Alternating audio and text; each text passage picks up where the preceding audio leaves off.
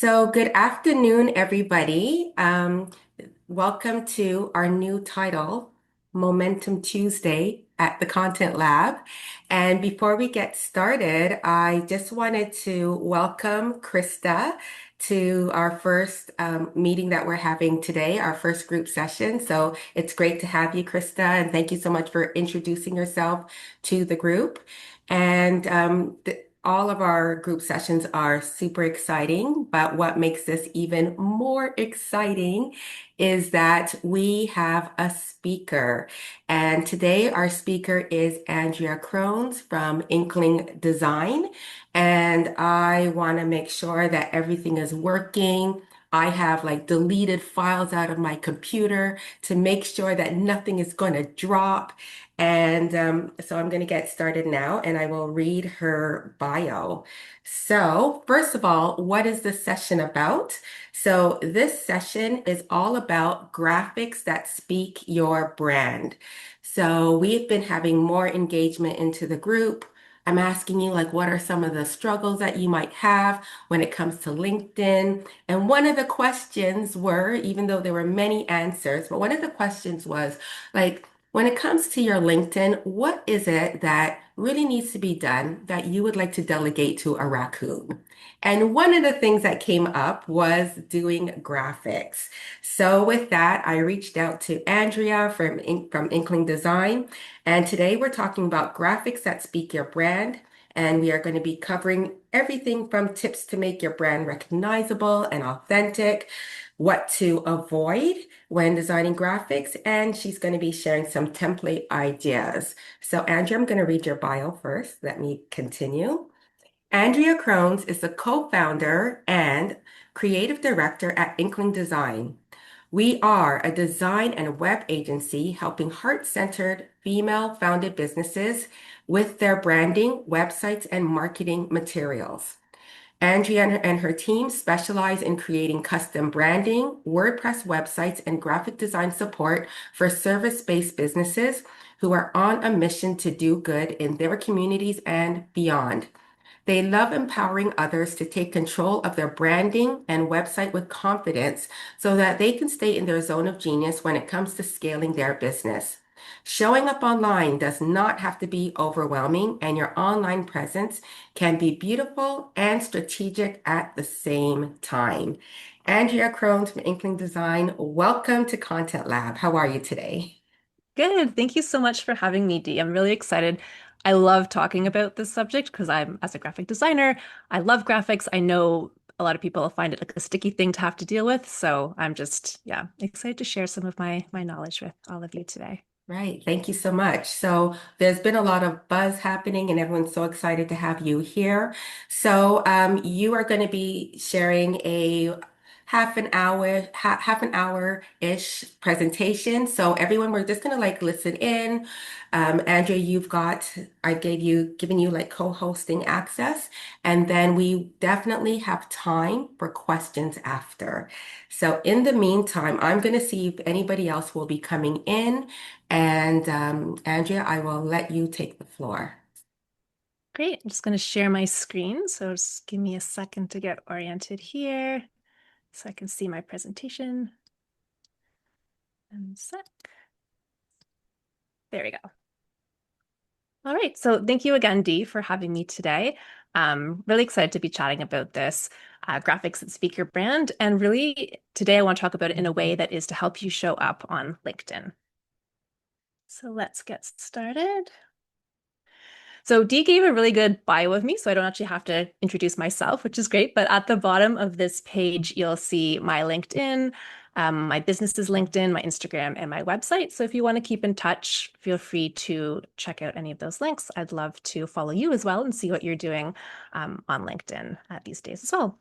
And just to add, I have over 20 years of experience doing graphic design. So a lot of the tips and things that I'm talking about are things that I've seen work for my clients over the years. I have a lot of clients that need support with their ongoing graphic design, and some of them as well, their LinkedIn graphics, maybe their Instagram graphics, marketing materials to be put out in the world if they're going out in person. So there's just lots of little things to keep in mind, but there's a few things you can do that make a bigger difference overall. And everything that I'm talking about today just pulls on that experience that I have helping other people and seeing them succeed with it. So, things I'm going to cover, as Dee said, tips to make your brand recognizable and authentic. Also, going to cover what to avoid when designing graphics. And then I want to walk you through some ways that you can use templates in order to simplify your process. And main goal today, I want you to be able to create graphics for LinkedIn that are on brand, that help build your credibility and your expertise, and that you're proud to put out into the world. So they feel really good for you, because if you don't love them, it's going to be harder for your graphics to connect with the people that you're trying to attract. So, three main things when making your brand recognizable and authentic. I'm going to talk a bit about consistency, which is one of my favorite topics in general when it comes to design. I'll dive in more about why in a second. And authenticity, which just how you show up, making sure that your true self is what you're showing, what you're putting out in the world. You're not trying to copy other people. And then also your authority and expertise. You want to make sure that your expertise is coming through. A graphic might be visual, but there's space for a message there, and you want to make sure that you're coming across as that expert that you are in all your graphics. So one exercise I like to give people is open up your LinkedIn, and if you have your phone handy, if you want to do it now, and just look at your last 4 to 5 posts. See what you've been posting recently. There could be some posts in there that maybe you reshared that aren't on brand for you, but still take a look and see, is your authenticity coming through on those posts? Is your authority coming through? Visually, they might not be consistent, but is there still messaging that is consistent throughout? And the ones that you've created yourself, see, do they visually look like they belong to the same brand? Do they feel like something that really speaks to your brand? Or are they kind of, you've created them on the fly and you're not sure what to do, but you put them out there and you're happy that at least they're up there, but you want to work on improving them? So I usually ask people also, on a scale of 1 to 5, how do you rate your current graphics, the last 4 to 5 that you've posted, for consistency, for authenticity, and also for your authority? And sometimes you might say, okay, the consistency's off, but yes, my expertise is definitely coming through.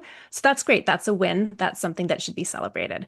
But there's always little things we can do to try to improve our graphics to make them work better for you and to connect better with other people.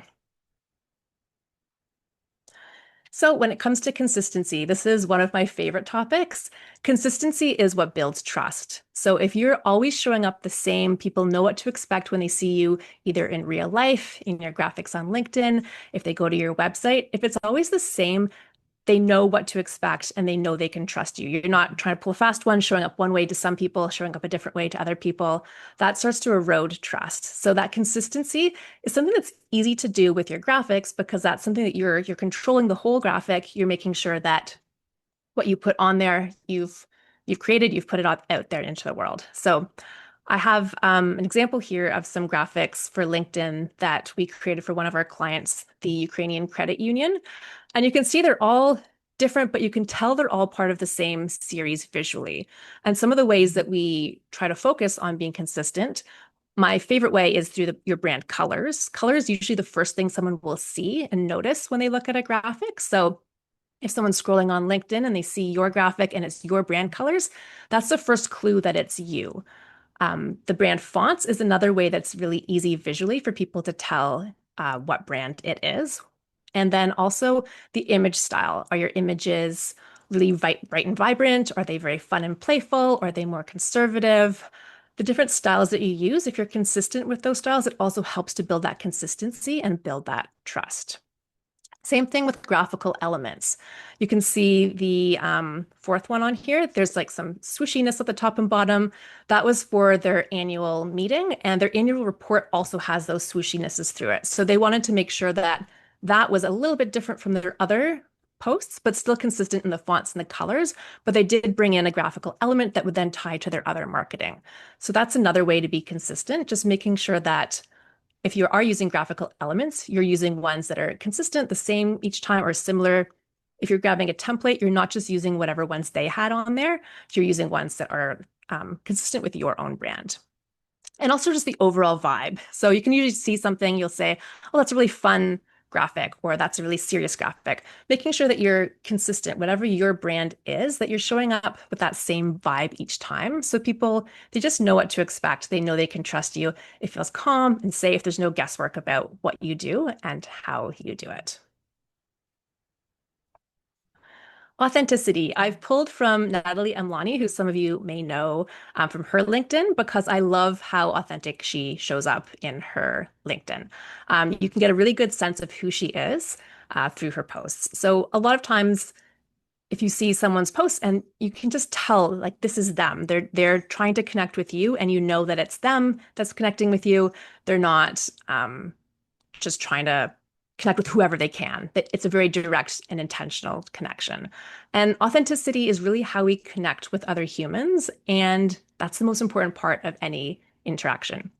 A lot of people will start to use AI more, or they're focusing more on like the SEO side of things. But at the end of the day, after all those things are done, you're still trying to connect with the human. So make sure that your humanity is coming through as well, so that your authentic self is trying to connect with someone else. You want to help people that trust you, that believe in what your mission is as well. And how do we show up authentically? The first thing I always like to say is love your branding. If you don't love your branding, if you can't really feel that your branding is strong and that you just love it, then it's really hard to get other people to connect and love it as well. So if you don't love it, just think about what things you can improve over time. And I'll give you some more tips a bit later about that. Because once you do love it, it's a lot easier to then share it with other people. Another thing to avoid is copying others. There's some industries where I'll see a lot of like health and wellness things in my feed, or I'll see a lot of other design agencies, and there's a lot of the same color palettes, the same fonts. If you look like everyone else, then you won't stand out, and it'll be really hard to tell, is this who you are, or are you just jumping on a trend? So avoid copying others. Make sure you know what you like and what your brand is all about. You can take inspiration from other places, but don't just copy fonts, colors, imagery from other people, because it'll make it really hard for you to stand out as your own authentic self. And also have a bank of branded and generic photos. So if you have on your computer or on your phone, you have a folder of either from branding photo shoots, or if you have generic photos, maybe some stock photos, as you see some that you like that feel on brand, start saving them. It's a lot easier to create a graphic if you have some photos to begin with versus coming up with an idea and then having to seek out a graphic. Sometimes people can get really caught up if they're like, oh, I need a graphic, but I don't know what to use. I'll just grab this one. It doesn't feel quite right, but it's there. Whereas if you have a bank and you know they all feel good together, they've all worked in the past, then you have something that you can really reach to in order to create your graphics more easily. We want to make sure it's as easy as possible for you to show up authentically every time. The next thing is authority and expertise. So I've put some samples here from Audrey Joy Kwan. I follow her. I'm in one of her groups. And on LinkedIn, I always know when it's her post. I can always tell right away because they're so consistent and her authority and expertise comes through. There's always a really strong heading, and I always want to read her whole post after I've read the heading. And she's put her own images on there as well. So you can recognize her face. You start to recognize her coming up throughout your feed. And this authority really comes through. Authority is how we show others that we are the expert. We understand them, we know what their challenges are, and we have a solution for them, and we're going to be able to guide them. So we really need to make sure that that comes through. And the best way is with a really strong and concise message. We don't want to put too much information on the graphic because then you'll lose people. It'll get too muddled and messy. But if you have a very strong statement that shows your expertise, that will lure people in to either scroll through a carousel or to read a post as well. So choose graphics that support your message. If you have great photos of yourself, that's a great thing to do. But otherwise, think of what you can do that will support that message that won't conflict with it. Like if you have a really busy background and then a strong statement, sometimes the background takes away from that statement's strength. And we want to make sure that you can really read it. You can see hers are all on solid color background, and the text is really the focal point because she really on these posts wants to get her expertise across. And avoid cluttering it up as well. Clutter can confuse your audience, and you want to make sure that the message that you're trying to communicate with them is what's being communicated. You don't want there to be any room for guesswork or any room for there to be any confusion there. So now I'm going to go into what the problems are I see with graphics on LinkedIn. And this is kind of at the higher level, and then I'll go into some of the more specifics I see as well. But one of the biggest problems I see is if I can't distinguish your brand from others. And that's sort of what I mentioned earlier, where a lot of people, you'll find the same colors, the same fonts. If everyone looks the same, then I cannot remember who's who. I will see someone and think, well, did they post that before? Is that a different person? And if I can't distinguish who they are, they're not going to be memorable to me. I'm not going to remember their name when I am looking for an expert. Another problem is if I can't figure out if they're speaking to me. The graphic is a visual, but you need to really be communicating who you're speaking to in the text that is on your graphic. It needs to connect with someone. So if I see a graphic and I'm like, I don't know, it doesn't quite feel like they're talking to me. Do they understand my problem? Do they have a solution for me? If I'm not sure, I'm just going to keep scrolling and find a graphic that does speak to me more and click on that person's post instead. And third, if I don't trust the brand, that's another problem I see a lot. If it's really inconsistent, there's mixed messaging. Sometimes I think they're kind of over here, sometimes they're over here with their messaging. If I don't trust them, then I don't want to give them my time or my money as well. And a tip, these apply everywhere. So anywhere you're sharing your message, you want to make sure that you are standing out and that you are connecting with the right people and you're building that trust with them as well. So on a more kind of granular level, some of the problems I see, a big problem I see is people trying to put too much on a graphic. It's like a throwback to the flyers when people were like, we have to put every single bit of information on this flyer so that people know everything about the product. But now there's so many other ways. You just want to invite them in with the graphic. You're trying to have something really simple that connects with someone so that they take that next step. They click, they read, they start to follow you. If there's too much on there, then you're losing that ability for them to pause and take in the information. People need breathing room. If it's just there's too much there, people aren't going to read anything. You want to make sure it's really easy for them to take in the message that you're trying to communicate. And copying others, what I mentioned before as well, it's really common if people are unclear about their brand or they don't feel connected to their brand. If you don't love your brand, it's really easy to be like, oh, that looks great, and then try to copy what other people are doing and kind of patch it together to make it your own. But if you're copying others, then your brand isn't going to be strong. It's not going to be connecting with other people. So spend a little bit of time just becoming clear on, okay, if you don't have a full brand guide, or if you do follow it, if you don't, then think about, okay, what colors do I like that represent my brand that I can use consistently? What fonts can I use consistently as well? And that moves into straying away from your brand color palette, your fonts, your image library. If you're using templates, especially, you want to make sure that you are putting in your own custom colors, your own custom fonts. You're not just grabbing a template thinking, okay, this looks good enough. I'm just going to use it how it is. I kind of like it. I see a lot of people do that. And then I'll see the same templates kind of popping up because people are using the same ones. They haven't customized it to their brand. And now you're really muddying the waters if you look exactly like your competition, or even worse, if you look like someone that you don't want to be associated with, but you've used the same template. Can be a big problem as well. So just making sure you're clear on that. And also, I see some people still not paying attention to accessibility. So just one thing to note, if your text is too small, if the contrast isn't strong enough between your text and the background image, you're alienating people that that need that better contrast. So try to make sure that your content is accessible to everybody. It's really easy to pay attention to the guidelines. Just if it looks too small, it probably is. If it looks too faint, it probably is. And if it doesn't, it might also still be a little bit, you might want to bump up the contrast just a little bit or the font size as well. Especially things like text over an image. Make sure you're adding a screen or something to the image so that there aren't parts of like the white text that are easy to read, but then parts that are hard to read over a background image as well. So something I could do a whole talk on accessibility, but it's just something to keep in mind. I noticed that when people don't do it, and it's becoming more and more important to just make sure we're including everybody. Okay, so I've talked about it, but how do we show up with consistency, authenticity, and authority every time? So this is really where templates can help. I'd like you to kind of put aside any judgment you might have about your current graphics and try to think about something that you like about them. Even if you hate graphics, you don't like creating them, it feels like a chore, there's probably still something that you like about the ones you're doing. Maybe you just like that they're out there. You've done them and they're out there. Maybe you like that the colors look great, or you're really good with your images or your fonts. Something about it that you like, because I'd like you to focus on the positive and expand on that versus just thinking about the things you don't like about your graphics.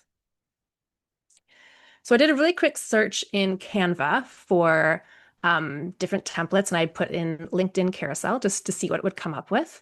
If you're using templates, like an existing template as a starting point, it's great to see what's out there and to start to think about how you can make them your own. So if you use Canva, if you use Adobe Express or any other program to create your graphics, if they have templates, take a look and see what's there and scroll through. So this was just my first kind of generic search.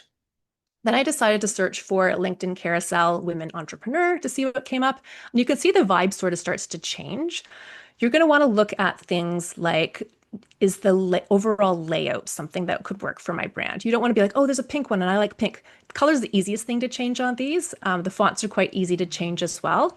But some of these details, like if this was part of your brand that you like to have these lines with the colors, that might be a bit harder to recreate yourself if it wasn't in the template. So try to find a template that kind of fits those kind of elements that might be a bit harder for you to create.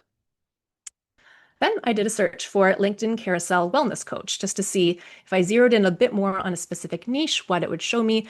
And you can see here, they're starting to be more cohesive. There's a lot of that beige, that kind of a rosy background, more muted colors. So you can see as you're starting to search, you might start to find different themes and different looks and layouts as well. One tip, if you are using a template, maybe look at an industry that's parallel to yours, but not your specific industry, because then you're not going like, oh, LinkedIn Wellness Coach, and you click the first one and someone else has also used that one for the same industry, and then your competitor might be using it. If you're going slightly into a different industry to look for templates, you might find something that isn't as overused in your niche. So if you're customizing an existing template, I'm going to show you some samples in a minute, but just to walk you through some of the things that I always do if I'm setting up a template for someone and telling them what to do to make sure it's their own.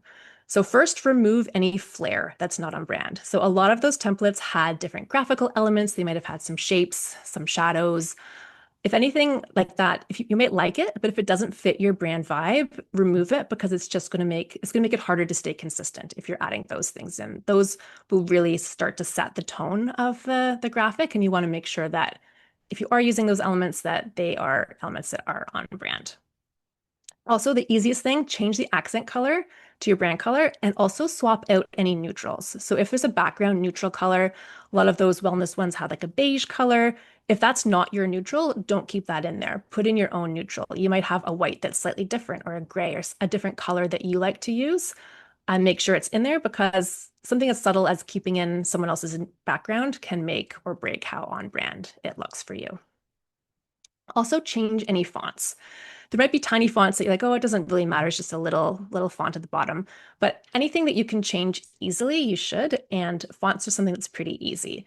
One thing to keep in mind, though, is if you are changing fonts, if you've chosen a design and it has a really big, bold font and your font is more elegant, it might not work as well. The template might not work as well for you because you're going from this big, bold graphic kind of font to something that's a bit more elegant. So try to find a template that the font looks like it's at least similar to yours in terms of weight and size. You can always scale it up if you put your font in and it starts to look a little too tiny because yours is different than what they used. But if you want to make it easy on yourself, I would pick one that's not too far of a stretch so that you don't have to do too much in terms of changing the font weight and the font size.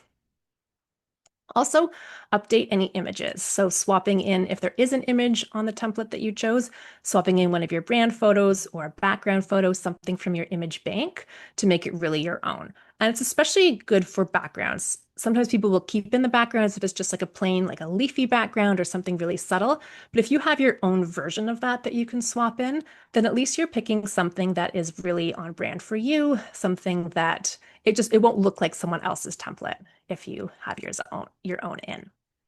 And also as a bonus, if you are creating your own or using a template, if you can add in your own graphical elements. So say you've stripped out the squiggles and the shadows, but you have your own squiggle that's a bit different, or you like to use circles in the background, add that in because that will add a really nice way to really customize it and make it your own for your own brand.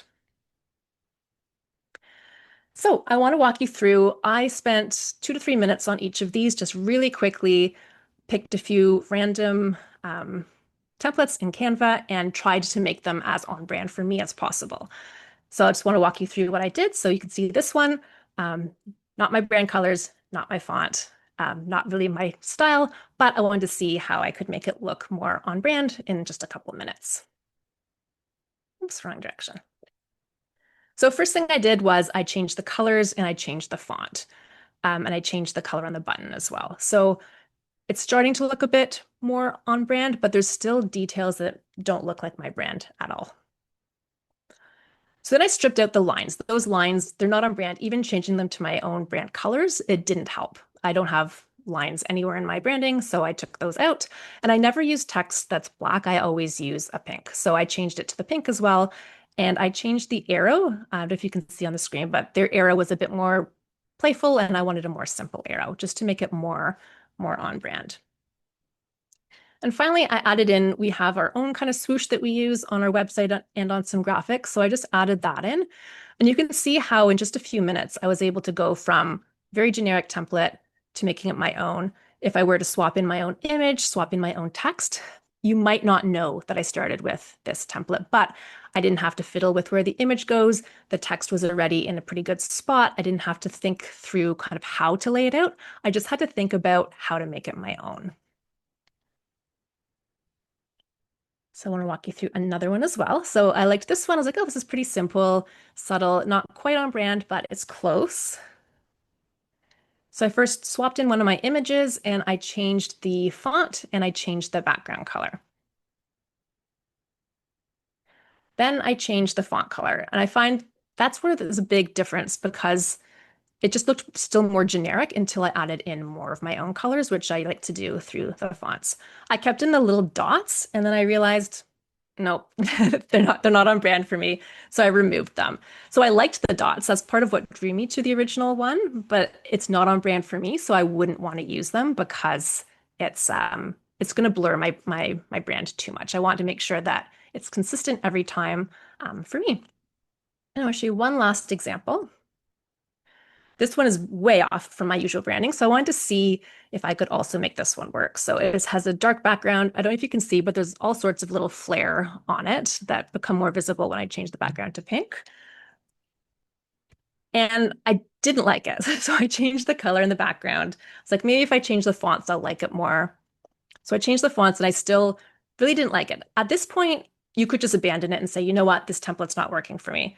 I decided, okay, I'm going to try one more thing. I'm going to change the background color to my lighter color, add in my swoosh, and then it feels more me. I also swapped out the arrow because the arrow didn't feel quite like me. So little things like that. And then I stripped out all their little dots and circles and flare because it wasn't on brand. So you can see I started with something quite different than what I ended with. But if you looked at my post in LinkedIn, it wouldn't look anything like that template. If other people are just changing the background color, just changing the font color to be on brand, theirs would all still look the same. But if you take it a little step further and make sure you're changing that background color, you're stripping out any flare that doesn't feel like it fits, then you can really make them your own and you can make them look more like you and unique.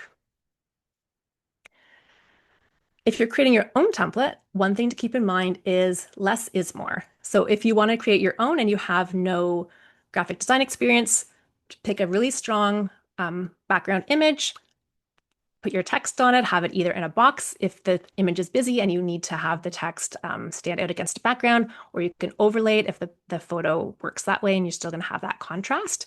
But don't get too fancy unless you're really confident or you want to have some fun and know that you can have the fun, but then you might want to scale it back if it starts to look too busy. Whether you're creating your own or whether you're using an existing template, if you have the premium version of Canva or another program as well, where you're able to add in your brand kit, I'm not sure if you can do the brand kit on the free version, but definitely fill that out. Make sure you find out what all your hex codes are so that you can put them in here. Add your logo, add your fonts for titles, subheadings, body font, any brand assets that you want to keep reusing, so that when you do want to create a graphic or when you want to customize a graphic, you have this all at your fingertips. And if you have an account where you don't have access to have this, just create a PDF, create something where you can put in all the hex codes, where you can put in all the fonts that you need so that it's really easy to reference it when you do want to create your graphics. I find a lot of times like they have the little color picker and you can pick a color that looks close to your brand color, but just to be consistent, make it really easy. Just make sure you have that code so you can put in the exact same one each time. Then you're not leaving it to guesswork. You're not kind of muddying it in a place where it's pretty easy to be consistent if you have those numbers available to you. And then also create a template bank. So with this one that I created here, I decided I spent another 2 to 3 minutes and just swapped the position of the image, swapped where the text goes, swapped the background color. And now instead of just having one template, I've spent minimal time and now I have 4 different templates. And as soon as you start adding in different images, you add different text, they're all going to look different enough, but consistent. So that's the key. If you start creating templates and you're like, wow, I really like this one that I used this one time, save it and see how you can reuse it in slightly different ways to make your life easier for future ones. So the easiest thing is changing the position of the graphic, changing the position of the text, and just changing the background color as well. So every time I want you to ask yourself, does this feel like it fits with my brand? So again, look at your last 4 to 5 posts and see, okay, this new one that I'm posting, does it feel like it fits? Yes or no? Is the messaging consistent? Is it a consistent voice with how you usually speak in your graphics? And one thing to note as well is you might be making a slow shift in your business, and that's okay. If it's intentional and you know that you're trying to shift slightly further away from what you had before, then that's great. But if it's by accident, then that's not great. You want to make sure that you are being consistent. And the best way to do it is just look at your past 4 to 5 because that's what people are going to see when they first go to your profile. Also, is it going to connect with your audience? You want to make sure that you love your graphic, you love the message on there, and that it's going to connect with the person that you love to serve.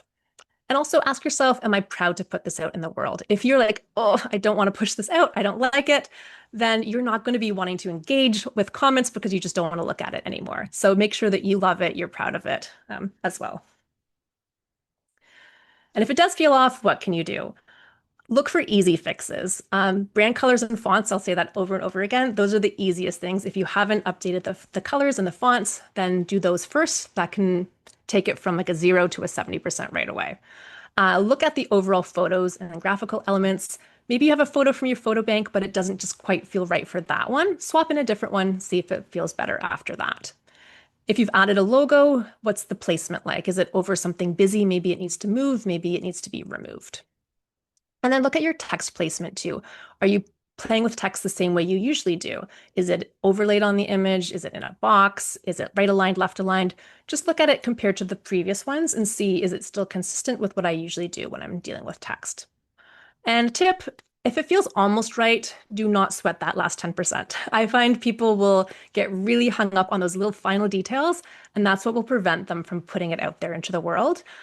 Learn from it. If it doesn't feel 100%, just learn from it and say, okay, what feels off? Next time I'll address that. I'm going to get it out into the world and I'm going to deal with that next time.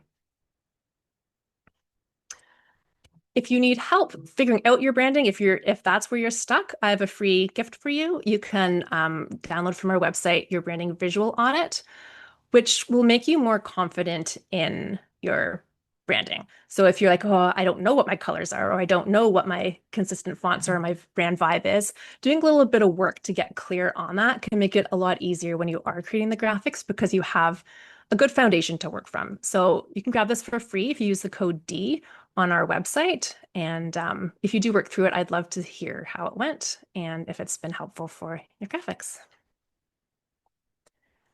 And that's it for me, unless there's questions.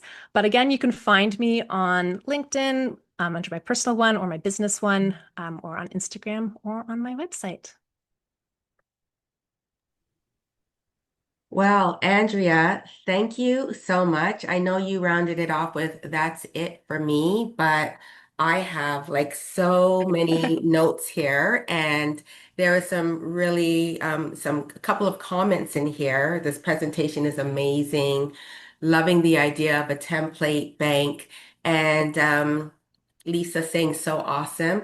And I'll leave it open for anyone who has questions. We do have some time, but I just want to say, like, there are some things that I have learned. Like, I really love the fact that you like walked us through because I think many of us, especially as entrepreneurs, tend to be an overthinker. And I loved how you just like walked us through and it's like, well, this is how I do it. Bam. I don't know if there's a bam, but bam, bam, bam, like very slight shifts. And I mean, I have a lot of notes here, but what stood out for me too was the accessibility. Like I had a friend last year and it's really great to hear helpful comments for friends from friends. And she mentioned that the color of my font was white and it was hard, it was difficult to read. And so after that, we just switched it to a darker color. But just hearing from her how something was difficult to read was just helpful because I thought, well, how many other people are having a difficult time as well? Anyway, Yeah. that's me. I have a lot here, but I will leave the floor open and I'll just watch the chat.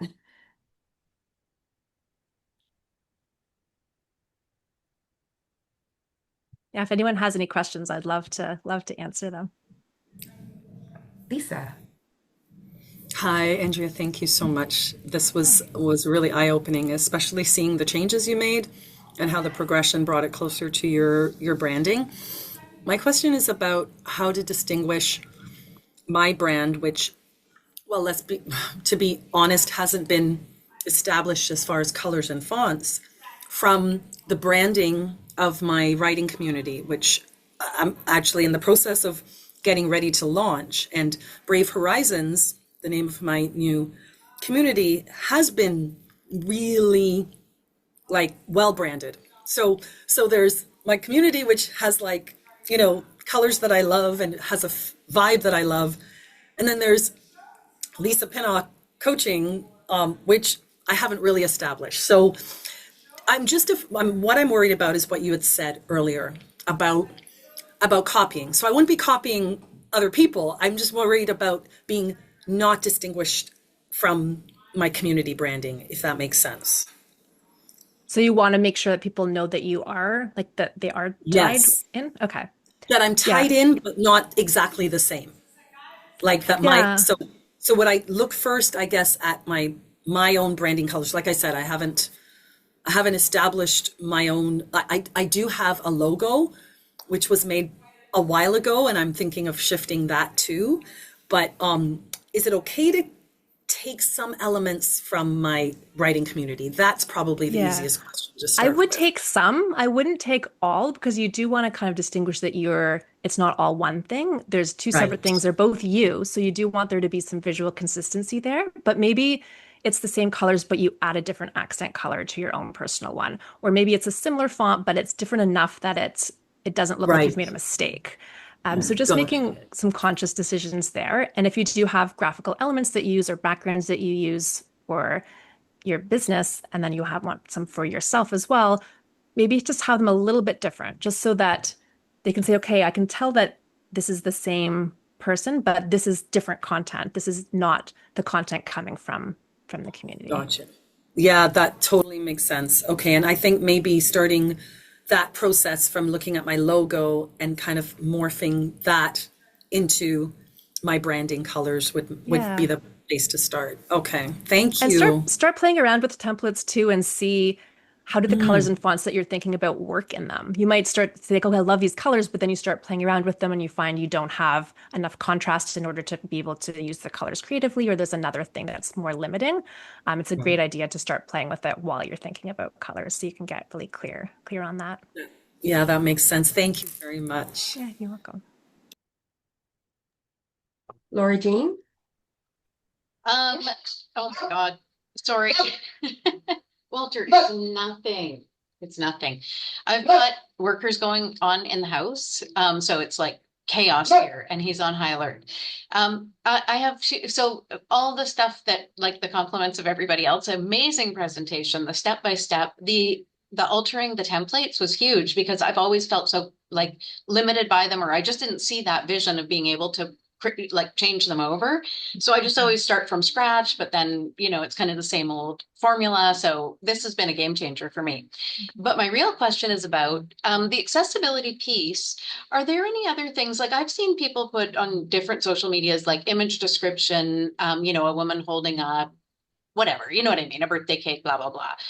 Like anything around accessibility. I know you said you could do a whole session on it, so I don't necessarily want to open a can of worms for you and have it be like a big thing. But also, I feel like when I post on LinkedIn, but I don't have it in front of me, there's something where it says like alt text or something, but maybe I'm just Yeah. imagining.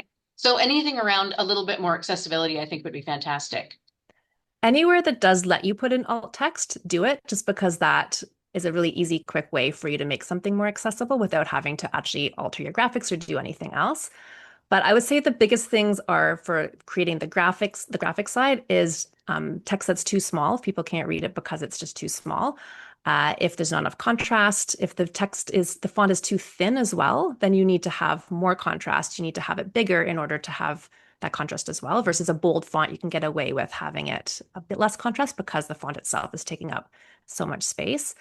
So those are kind of the easiest things to do. Just paying attention to your fonts, your colors, and putting in alt text when you're given that opportunity so that you're kind of covering the easy bases there. Oh, thanks. I thought I was on mute, but I'm apparently not. Thank you for that. That's awesome. And Andrea, when you talk about accessibility, I mean, I think a lot of us, we see it on LinkedIn where like carousels are huge on LinkedIn. And or, people are sharing just an infographic, but there is a lot of text on it. So we probably would have more people successfully scrolling through if we space things out and we don't put everything all clustered onto one graphic. So thanks. Yeah, I find from a user experience perspective in anything that you're doing, if it's a brochure, a website, a graphic, you want to make sure it's just easy for people to flow through it. So a strong heading, a subheading, maybe there's something else, but there's not too much. And it's really easy to know what to read first. So you're not trying to figure out what do I have to read? What are they trying to tell me? It's just like the heading's right there. It's really easy. It's bigger by enough to distinguish that that's what you need to read first. And then if you want to keep reading, you do, but there's not so much text that you feel like you're just reading a post versus the looking at the graphic, which can draw you into the post where you want to be reading. And then for accessibility as well, a screen reader would be able to read the alt text and would be able to read the post, but it wouldn't be able to read your graphic. So if you don't have alt text for your graphic, then you're missing that kind of opportunity to connect there as well. Thank you.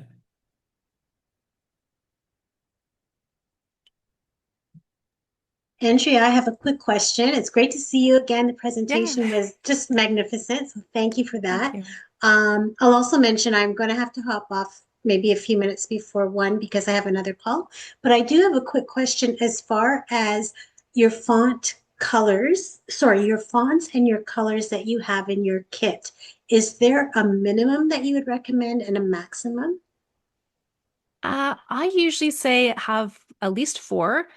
Probably usually 4, 5, 6 is good because you want to make sure you have a couple neutrals, a couple lighter colors that you can use. You want to make sure you have a couple accent colors and just for different scenarios. So we have 3 different pinks. We have a teal and a lighter teal, a gold, and then like a really pale pink as well, just so that no matter what we're doing, if we need to send someone something and it needs to be dark, then we have that option. If we need something lighter, then we have that option as well. Okay. But I wouldn't pick like 6 colors that are very different from each other. You want to make sure you have kind of, otherwise it might start to look like a circus too much if there's too many different colors going on. But like have a couple of colors in this family, that maybe a lighter one and a darker one, so that you're having your bases covered there, and then different color family as well, a lighter and a darker color too. Oh, good. Okay, I'm glad I asked that. And as far as fonts, is it just one font, or would you say you could have a multiple number of If you have fonts? multiple fonts, you want to make sure that it looks intentional. You don't want them to be so close to each other that it looks like you've made a mistake. So if you have, Okay. like we have a font that's a serif font, we wouldn't want to write long paragraphs with it because it's more decorative. So we use it just for headings. And then we have a very easy to read font for our body font so that any text that we're writing, we're using that font. So we have two fonts, they look quite different. And each font has a lot of different weights. If you're looking for a font, I'd say choose one that doesn't just have one weight, because there's times when you might want something heavier, you might want something lighter, maybe italicized. So I look for fonts that will have like light, medium, regular, semi-bold, bold, and then italics of all of them at minimum, just so that you have flexibility. If you're creating something, you can bump it up a little bit if you need it to be a bit more bold to get that contrast, or you can have it a little finer as well if you need to have something that's less heavy. Okay. Oh, that's good. That's good. Is there a favorite that you would recommend? Like if you were to throw out your top one? It's so hard. There's way too many fonts and I love them all. Well, I don't love them all. I love a lot of them and some of them I Right. despise. But if you depending on what your style is, there's some like that are very clean. Like we use Proxima Nova as our body font because it's very clean and there are so many different variations. There's other fonts as well that are free on Google or that are available for fairly cheap that you can use that are similar. Inter is very popular as well. What are the other ones? PT Sans I've seen. There's quite a few. If you actually go into Google Fonts and sort by popularity, you'll see ones that are more common, and then you can distinguish between, okay, I like it and I know other people like it versus something that maybe the least popular, like I like it, but maybe I shouldn't like it because no one else does. That's usually a good way to tell. But yeah, if you see a font used somewhere, take a screenshot of it, see if someone that you know or if you can identify it. If you can find out where it comes from, then that's a really great way to discover fonts that you might want to play with for your brand. Okay, that's great. And one quick question I'll ask is, and I know that we need to be consistent with our fonts, but would you ever be opposed to, let's say, for example, Halloween is coming up, and if we wanted to just for a particular post use a spooky font, which obviously isn't in our brand kit, are you opposed to that? Or in certain situations like that, would you say it's okay to stray from your font kit? If you're straying, I would say make sure there's other elements that are still on brand. So if you're using a spooky font and it's orange and black and it's a witch instead of you, then it doesn't look like your brand at all. It might be harder. So it's okay to have fun if that's what, but if you want it to be recognizable as you, if none of the elements are there, then it's a bit harder for people to know, okay, that's Michelle because I recognize her branding. But don't feel like you're so in a box that you can't have fun. You want to make sure that you are having fun with it and enjoying it as well. But just be mindful if you are being inconsistent that there's a reason for it. Like Halloween's a great reason. But if it's like, oh, I just like this fun font and I'm going to put it out there and there's no kind of reason that people can tell, like people know for Halloween, we're all doing maybe Halloween things. But if it's just a random Tuesday and you have a different font, then people might not draw that connection that it was purposeful. Absolutely. Thank you. Very helpful. Thanks. Jody has one here. Is there an easier way to create carousels? I find I spend hours on making them. If you're using templates, like a lot of those ones that I grabbed to do my little demo with, they were part of carousels. So there was different pages of them. So as soon as you have that first page customized because you've changed the color, you've changed the font, you've added some images, it's easier to apply that to the other ones, other kind of pages of that carousel in order to create it. So I would say if it feels time consuming, templates are definitely easier way to go. And then it's just applying the changes. And if you start applying changes to a template and it's not working, abandon it and find another one because there's so many out there. It's not worth trying to fiddle with something that's not working, especially if it's a carousel. If you're getting frustrated on the first slide, you don't want to have to work through 5 of them to make it look how you like it to look.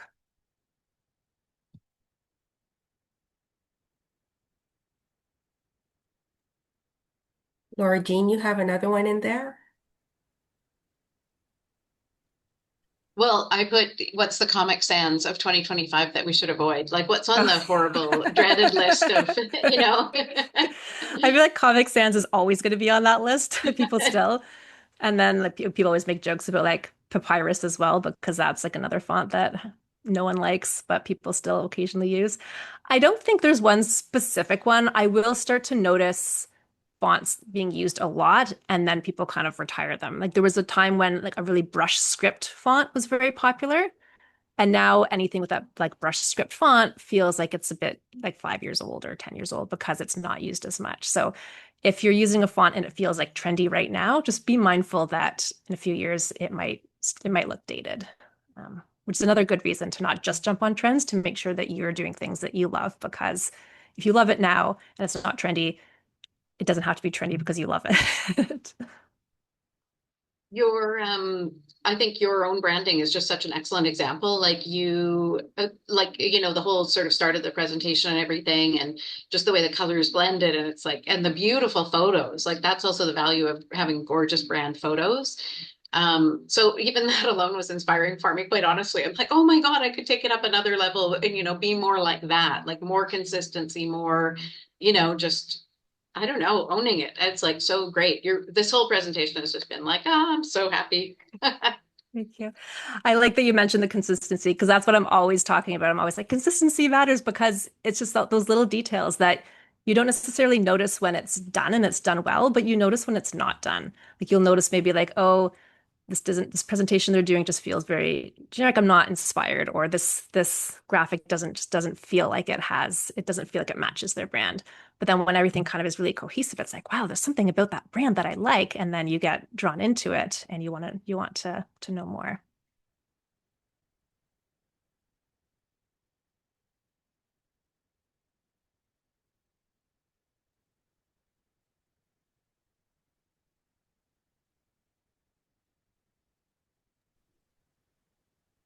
I just go silent for a little bit in case anybody has any other questions. We have plenty of time. I'll carry on, but by all means, if anyone has anything, please put it into the chat or just interrupt me, no problem. Well, Andrea, like, thank you so much. This was so fantastic. There was so much that I learned, and even like searching for templates, like often I know people will go into Canva and maybe put in the word LinkedIn, but did things like LinkedIn and wellness, for instance. So that was interesting that we're able to like add the industry to that. So then we can get something that's more aligned. That was great to know. So everyone, like this fantastic presentation, it is going to be available in the group. So Andrea, what I do is we put it up onto YouTube as it being unlisted, but everyone has access to watch it a little bit later. So when I do put it up in onto YouTube and then share it back into the group, I will make sure that we have Andrea's information, her information about Inkling Design as well, and then also where it is that you can find her on LinkedIn too. But we'll put all of your socials and your website there too. And I'll be sure to make sure that we've got the brand audit guide there too. So a lot of great, valuable information. And I think, yeah, that's about it. Everybody knows how they can reach out to Andrea. And just with regards to Content Lab, we are going to be taking a look at um, connecting with our target audience on LinkedIn. So I will be sharing some tips into the group.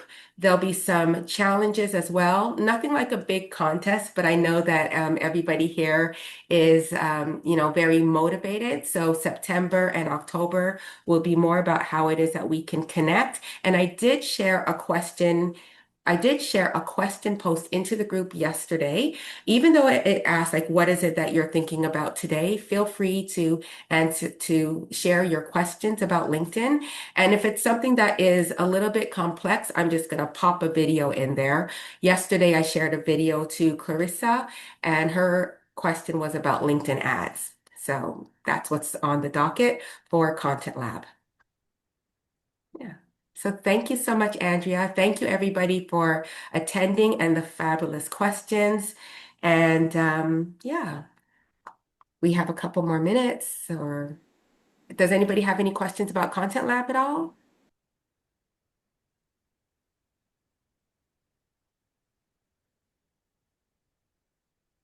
No pressure.